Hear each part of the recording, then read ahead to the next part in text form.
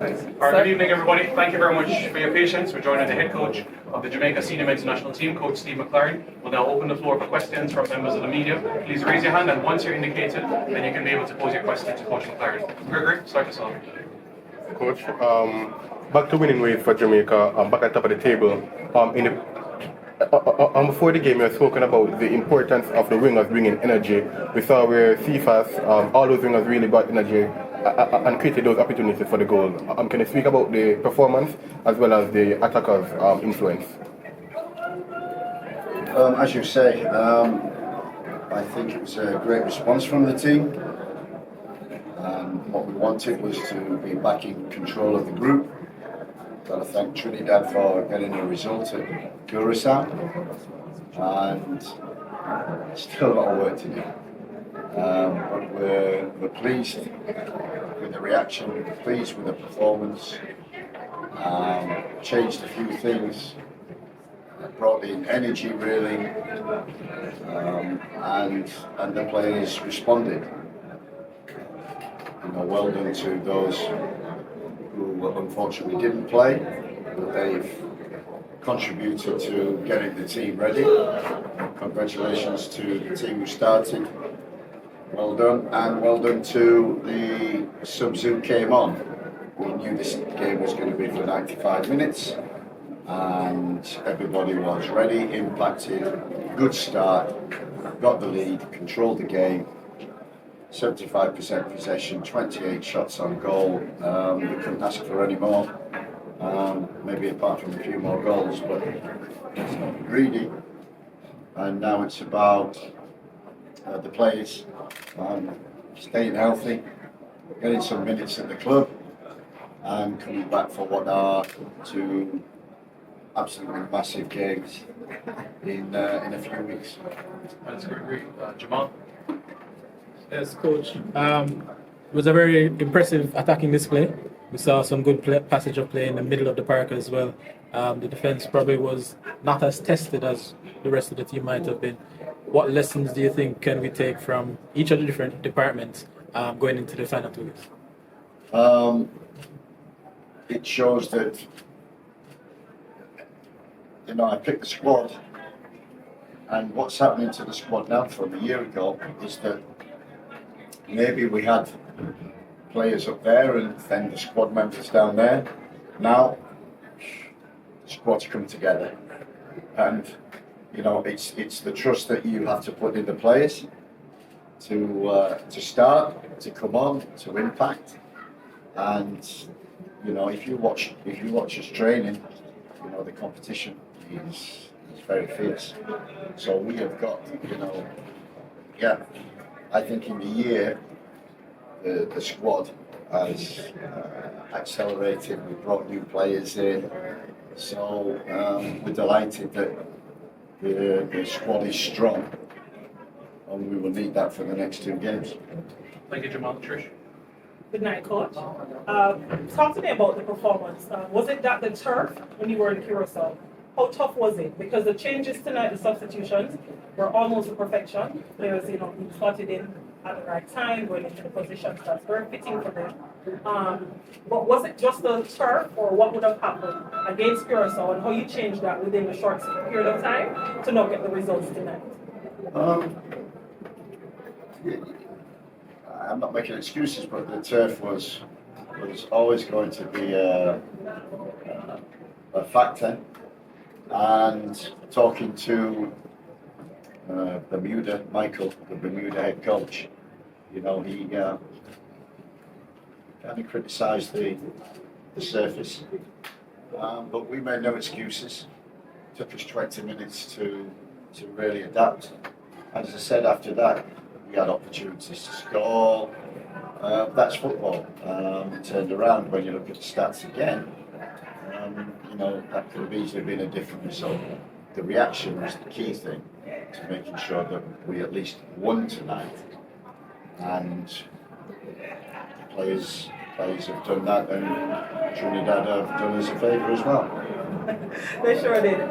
In a team sport, I think, especially when you get the results of a 4-game win, You credit everybody. But talk to me about the introduction tonight of starting the young player Kahim Dixon and the introduction of Whisper who came on, Lujan Richards came on and did tremendously well. And the same for even Cephas. Talk to me about those three players. Cephas is always a threat. Kahim is now playing first team football regular, and you can see that. His work rate, we said to the players, there's nothing tactical, nothing about the way they played. It's just pure energy we need, and Kahim gives us that. Cephas was different, that he played and started the 2 games. And, we love Calamartri, and now we've got Shamar Nicholson who's back to, what everybody knows Shamar Nicholson can do. And he had a great effect on the game and helped, not just an effect on the game individually, but helped the team in terms of how he pressed and his work rate, how he held the ball up. He was always a threat. He's in the box. And, he was unlucky not to score against Curacao on 2 occasions. So, as I said before, the squad has Constantina to such an extent that the quality within that is a lot closer, so the competition for places is there, which is the key to it. Thank you, Coach. Jordan? Coach, you talked about, Trinidad doing us a favor. Back in our hands, in terms of us being on top of the group again. It was in our hands before we played Curacao away. Now with the final 2 most critical World Cup qualifiers coming in November, how do you, one, not make that, put too much pressure on the players, but balance that with also having them keyed in and fully focused on not letting it slip? I think the key thing was the players knew, the result against Curacao was disappointing, and they wanted the reaction. You could see that in training, the 2 days we had, the focus, and you could see that in the performance. And you're right, 2 games to go, and I said it would go to the last 2 games. And generally it goes to the last. So we've got 2 very intriguing games, but there's still a long way to go, a lot to do. We just hope the players stay healthy, can play minutes for the club, get fitter, and maybe we can get players also back that will improve us even more. Thanks, Jordan. Robert? Yeah, Coach, it looked good out there what the Jamaica team was doing. We made 5 changes. But the question is, how much of what we saw was what the plan was, or how much of it did just happen? Nothing just happens. We have a structure. We have a structure in out of the possession. We have a structure in possession, and we've seen that, I think, throughout. In the first game against Cuba, how we played, how we built up, and it's no different now. We tweaked 1 or 2 things, and I think the quality of the players over the years has improved. We found new players. The likes of Calamartri, introduced Ian Frey last time. Tyrese Campbell. So we're always looking, always recruiting for players that can improve us. But the key thing is the character that they've got, and I think everybody, kind of epitomised the character, and it was nice to see also, introducing these boys, Kira Anderson, Ian Frey, John Russell, who's been experienced, but Whisper as well, and now on the wide areas, we've got players who can really work hard for the amount they can die, and we can bring on quality players for that. And how much are you looking forward to having the full complement of players back from injury and so on, with all that is there now, to put the 11 together for another game? Yeah, I think when you look at the first squad that we had a lot of injuries. I think about 8 or 9 players were missing. Some of them returned. We lost Damari Gray, and we hope that they stay healthy. But I think what we've got is a pool of players, maybe 30 players, and the quality is constituted so that I trust anyone to come in and do the job. Chris? And you mentioned in the pre-match press conference, that you were missing Isaac Hayden and Casey Palmer. They came in and clearly have made a difference. I mean, again, stress the importance of what they did tonight and how they performed from your vantage point. Yeah, it's Isaac gives us that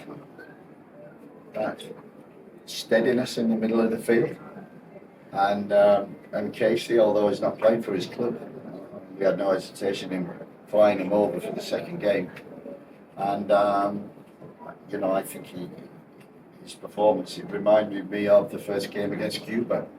He was man of the match then, and his performance, not just on the ball, but the work rate off the ball, his backward pressing, his tackling, was very impressive. So I think him and Bobby and Isaac proved to be a real good three in there. And we had good balance in the team, good structure, which is always important. Good discipline all the way through, and control the game through possession. But in the final third, I think that's how we want to play in that final third, which was at times excellent. Yeah, and also the 12th man, obviously the crowd, injected some life in the players. I mean, what a way to bounce back in front of your home crowd against Bermuda. That was important, and we that was part of our pre-match talk, was about making Jamaica proud. And that's the players, that's their responsibility to win the games. You win the games, you make them proud. And if you win the games, you see everybody smiling. And that's the key thing, I think. If I've learned anything from my year here in the culture of Jamaica, is you demand a lot. You demand a lot. When they deliver, the smiles are the best smiles in the world. David? Coach, came from Valkyrie TV. Coach, talk to me about what went into the selection of the country, especially them being three players from Jungle, and the cohesion between especially Kyle Dixon and Shaman McKenzie. Yeah, I thought it was, the chemistry was excellent, and you're absolutely right. We needed energy after Curacao, and Kahim, came on, and Shamak, and when they came on, they were a real handful against Curacao. Cephas is always a threat, and it was just a case of the likes of Kadamatri and Tyrese Campbell played 60 minutes, and Kahim and Shamar played 30, so I just flipped it and reversed it and said I want energy from the beginning, and also people to carry on that energy through. And the front three, I think Shamar especially, it's difficult for a 9 when you're up there and you're the first man pressing, but I thought he did it very well. Roger? Coach, can you just elaborate a little bit? You said your squad is coming together. I just want to get an understanding as to, are you saying that you have no 12 players per position?